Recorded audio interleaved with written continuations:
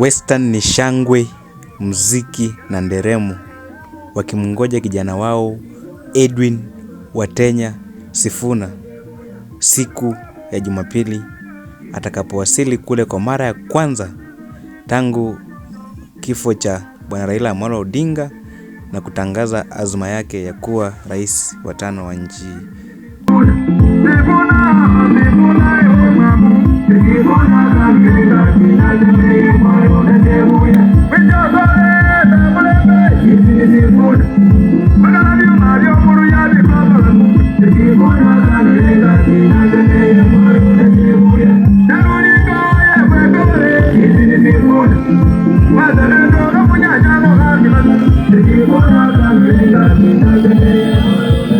Na Sifuna akamjibu Bwana Rais Ruto, Asijam, twende tu pole pole tutaelewana.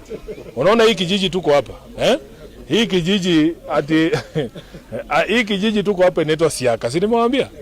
Hii Siaka ukileta hapa ati affordable housing ya 12 story building hapa. Mahali kuku yezi ingia, haiwezekani. Hapa Siaka watakuambia wanataka dispensary hapa.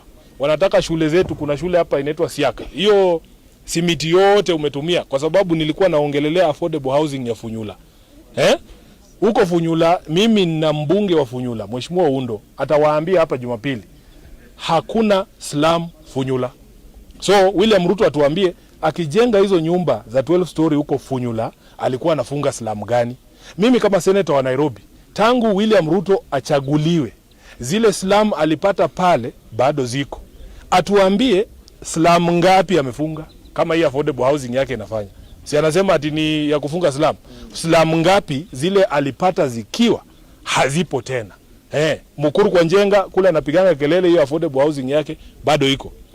Kule ukienda maeneo ya Kibra na Langata bado zile slum ziko. Atuambie tu tangu niingie nimefunga hii slum kwa sababu nimejenga affordable housing. Hii affordable housing ilikuwa ni ukora ya William Ruto. Yeye bora auze simiti, bora auze chuma, bora auze mchanga na construction materials zingine, mabati na chuma za milango na mabati, yeye ako sawa. Whether wananchi wataingia pale ama hawataingia, yeye hana haja. Unanielewa? So Asijam, pole pole tu Mheshimiwa Ruto, tutakuambia mahali umeshika handball wewe mwenyewe.